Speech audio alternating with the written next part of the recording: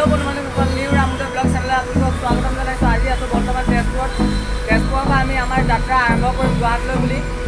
আহক ভিডিঅ'টো আৰম্ভ কৰোঁ। Hold me close till I get up. Time is barely on our side.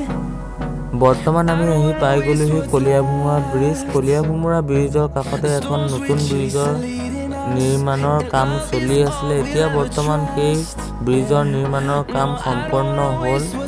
বৰ্তমান কলিয়াভোমোৰা ব্ৰিজখনৰ মেৰামতিৰ কাম চলি আছে। এতিয়া নতুন ব্ৰিজখনৰ ওপৰেদি যান বাহন চলাচল হৈ আছে। চ' ভিডিঅ'টো স্কিপ নকৰাকৈ শেষলৈকে চাই থাকক আমাৰ যাত্ৰাৰ সমভাগী হৈ।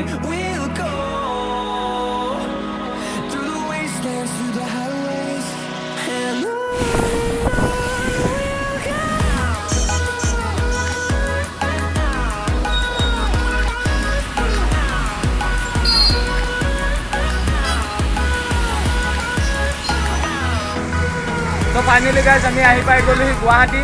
এতিয়া প্ৰথমতেই যাম আমি কামাখ্যা মন্দিৰ। আপোনালোকক দেখাবলৈ চেষ্টা কৰিম। ভিডিঅ'টো স্কিপ নকৰাকৈ শেষলৈকে চাই থাকক।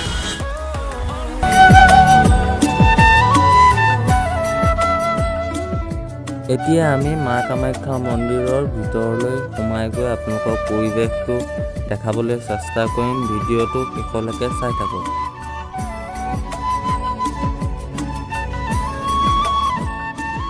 কামাখ্যা মন্দিৰভাগ নৰকাসুৰে নিৰ্মাণ কৰিছিল।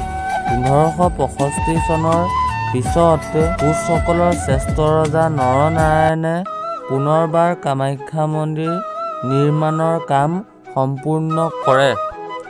এতিয়া কামাখ্যা মন্দিৰৰ বিষয়ে অকণমান ক'বলৈ চেষ্টা কৰিম, ভুল হ'লে ক্ষমা কৰি দিব। গুৱাহাটী পশ্চিমে নীলাচল পাহাৰত মা কামাখ্যা মন্দিৰ অৱস্থিত।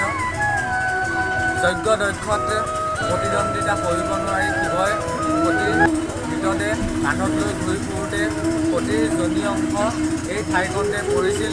তাৰ পৰাই মা কামাখ্যা মন্দিৰ সৃষ্টি হৈছিল। নাইবা নিৰ্মাণৰ কাম সম্পূৰ্ণ হৈছিল।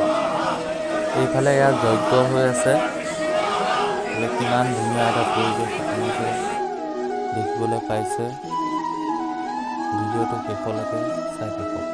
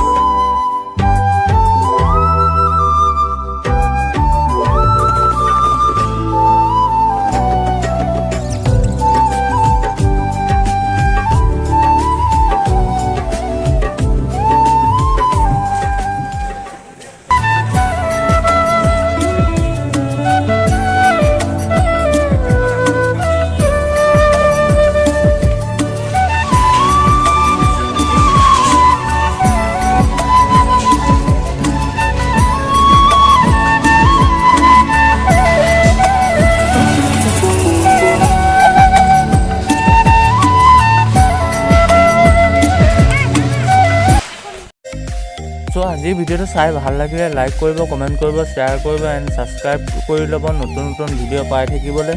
আজিলৈ বাই বাই।